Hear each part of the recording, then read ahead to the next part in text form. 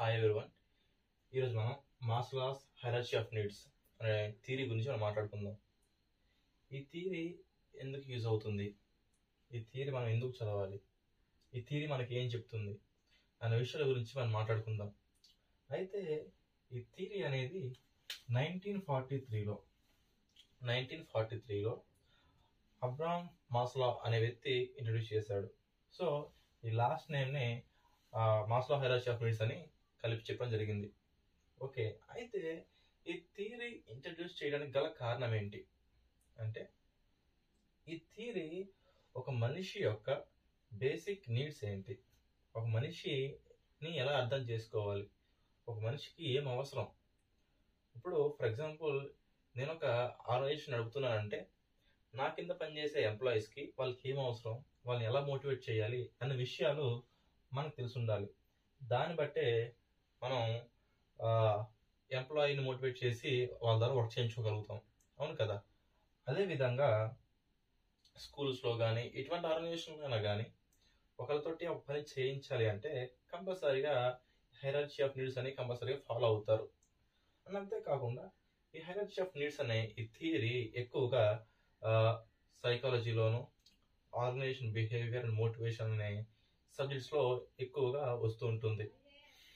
Okay, అయితే ఈ hierarchy of నీడ్స్ని Maslow మొత్తం 5 లెవెల్స్గా డివైడ్ చేయడం జరిగింది. మొత్తం ఎన్ని లెవెల్స్గా? 5 లెవెల్స్గా దీన్ని డివైడ్ చేయడం జరిగింది. అవి ఏంటంటే, ఒకటి ఫిజియోలాజికల్ నీడ్, ఇంకొకటి సేఫ్టీ నీడ్, తర్వాత సోషల్ లేదా లవ్ అండ్ బిలాంగింగ్ నీడ్స్ అని అంటారు. తర్వాత 4ది ఎస్టీమ్ నీడ్ అండ్ 5ది సెల్ఫ్ యాక్చువలైజేషన్ నీడ్. ఓకే, మనం ఫస్ట్ దాని గురించి మాట్లాడుకుందాం. ఫస్ట్ ఏంటి? Physiological need. దీనికి ఒక స్ట్రక్చర్ కూడా ఉంటుంది. ఆ స్ట్రక్చర్ మీకు వేసి చూపిస్తాను ఎలా ఉంటుందో. అంటే 5 నీడ్స్కి కలిపి, ఈ 5 లెవెల్స్కి కలిపి ఒక స్ట్రక్చర్ ఉంటుంది. ఆ స్ట్రక్చర్ని మీకు వేసి చూపిస్తాను.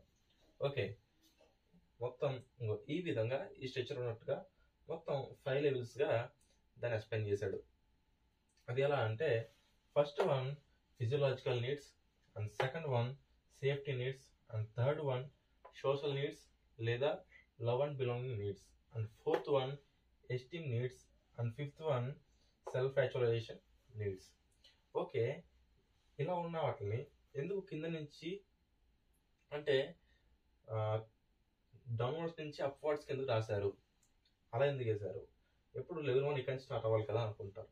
కాకపోతే మీరు చూడండి, నీడ్స్ అనేవి ఒకదాని తర్వాత ఒకటి ఫుల్ఫిల్ అవుతూ తర్వాత స్టేజ్కి వెళ్ళాల్సి ఉంటుంది.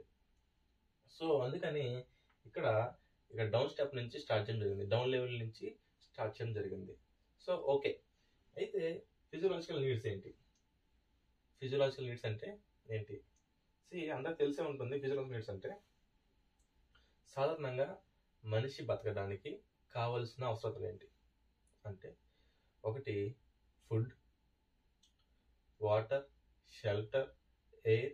ఇటువంటి నెసరీ బేసిక్ నీడ్స్ అనేవి మనిషికి అవసరం. అవి లేకుండా మనిషి బతకలేడు. అటువంటి అవసరాలు తీరిన తర్వాతే వాడు లెవెల్ 2లో ఉన్న సేఫ్ నీడ్స్ గురించి ఆలోచిస్తాడు.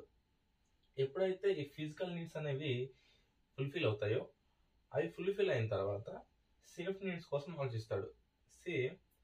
మీకు తెలిసే ఉంటుంది, మనిషి ఆకలితో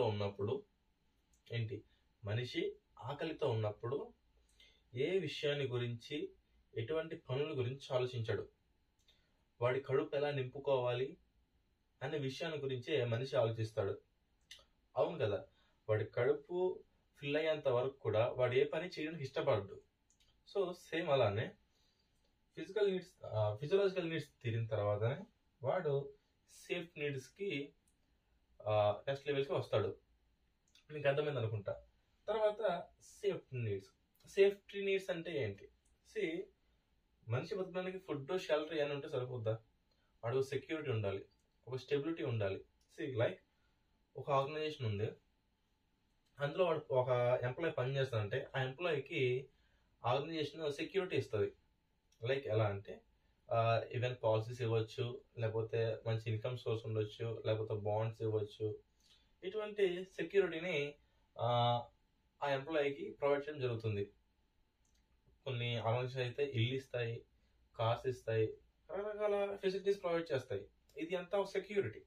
ఓకే, తర్వాత సోషల్ నీడ్స్ లేదా లవ్ అండ్ బిలాంగ్ నీడ్స్ అంటారు.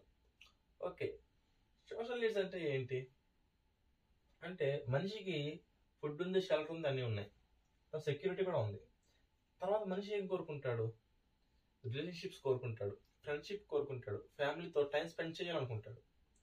మీరు గమనించండి, నేనున్నాను, నాకు మా బాస్ అనేవాడు ఫుల్గా వర్క్ చెప్పేశాడు. నాకు ఫ్యామిలీ ఎప్పుడు చూసినా నా ఫ్యామిలీ కోసం నా ఆలోచన. ఆ వర్క్ బిజీలో పడిపోయి నా ఫ్యామిలీని పట్టించుకోవట్లే, లేకపోతే నా భార్య పిల్లల్ని పట్టించుకోవట్లే. అలా పట్టించుకోనప్పుడు నా ఆలోచనలు ఎలా ఉంటాయి?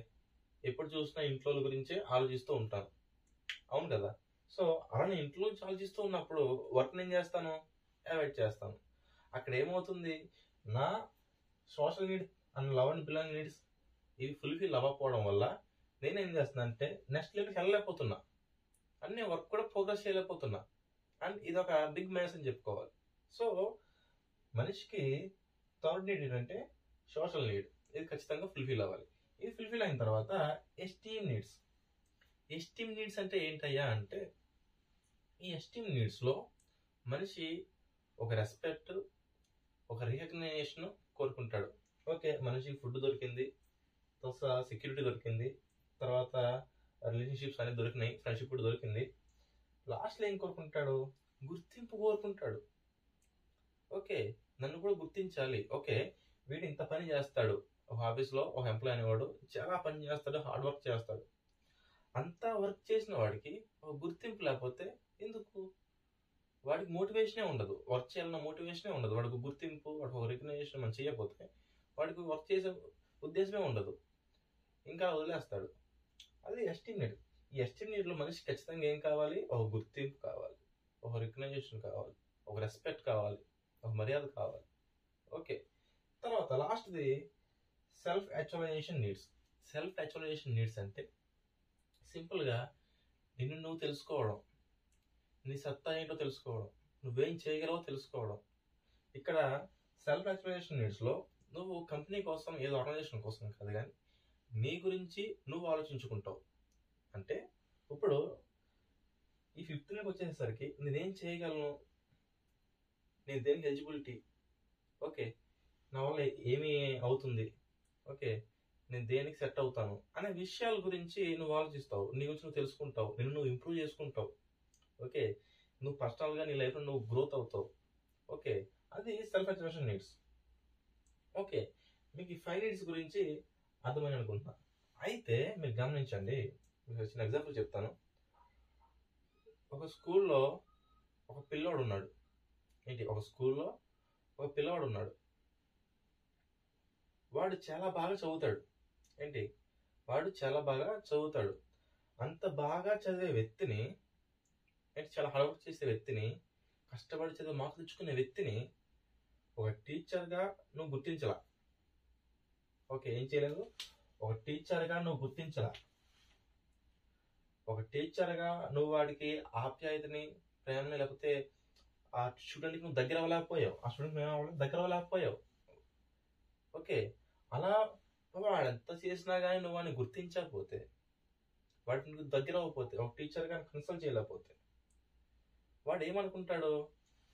ఇది రిలీజ్ అవ్వడు, వాడి సెల్ఫ్ యాక్చువలైజేషన్ రాదు, వాడేంటో వాడు తెలుసుకోలేడు, వాళ్ళ లైఫ్లో వాడు ఏం చేయగలడో తెలుసుకోలేడు. ఇంకా వాడు ఆశను మొత్తం నేను ఇంతేనేమో, నేనేం చేయలేనేమో, నా లైఫ్ ఇక్కడ తాగుదాం, ఇంకా ఆ స్టూడెంట్ అనేవాడు అలా ఉండిపోతాడు, ఆ పిల్లాడు. సో వాడు సెల్ఫ్ యాక్చువలైజేషన్ పొందాలి అంటే 5th లెవెల్కి రావాలి అంటే వాడిని ఖచ్చితంగా రికగ్నైజ్ చేయాలి, గుర్తించాలి. వాడికి పైన ఈ 4 లెవెల్స్ ఏవైతే ఉన్నాయో, ఈ 4 లెవెల్స్ని వాడు ఫుల్ఫిల్ చేస్తే వాడేంటో వాడు తెలుసుకుంటాడు. మీకు అర్థమైంది అనుకుంటాను. ఈ మాస్లోస్ హైరార్కీ ఆఫ్ నీడ్స్ అనేవి ఒక మనిషిని తెలుసుకోవడానికి, ఆ మనిషి అవసరతలను తీర్చి ఆ మనిషిని అభివృద్ధి చేయడానికి, ఆ మనిషిని అభివృద్ధి చేసిందే కాక ఆయన ద్వారా మనం కూడా అభివృద్ధి పొందడానికి. ఓకే, నువ్వు ఒక కంపెనీ పెడుతున్నావంటే నీ ఎంప్లాయీస్కి ఏం కావాలో నీకు తెలియాలి. నీ ఎంప్లాయీస్కి ఒక మోటివేషన్ ఇవ్వాలి. ఇప్పుడు నువ్వు ఎంప్లాయీస్కి ఇవన్నీ నువ్వు ఇస్తున్నావంటే, ఈ 5 లెవెల్స్ నువ్వు తీరుస్తున్నావంటే నీ ఎంప్లాయీకి వాడు సాటిస్ఫై అవుతాడు. ఓకే, వాడంటే వాడు తెలుసుకుంటాడు. ఒక సర్టెన్ టైంలో వాడికి చెప్పాల్సిన అవసరం ఉండదు. వాడి పని వాడు చేసుకోగలడు అండ్ నీ మీద నమ్మకంగా ఉంటాడు. ఓకే, అందుకే అటువంటి విషయాల కోసం ఈ హైరార్కీ ఆఫ్ నీడ్స్ని, ఈ థియరీని ఇంట్రడ్యూస్ చేయడం జరిగింది. Okay, thank you. మీకు ఈ మాస్టర్ హైరార్కీ ఆఫ్ నీడ్స్ అని మీకు అర్థమని అనుకుంటున్నాను. Thank you. ఏదైనా థియరీస్ మీరు నేర్చుకోవాలి, తెలుసుకోవాలనుకుంటే మీరు కింద కామెంట్లో తెలపండి. నేను ప్రతి ఒక్క థియరీని క్లియర్గా ఎక్స్ప్లెయిన్ చేస్తాను. Thank you for the watching. వీడియోని షేర్ చేసి, సబ్స్క్రైబ్ చేసి, లైక్ చేయండి, సపోర్ట్ చేయండి. Thank you.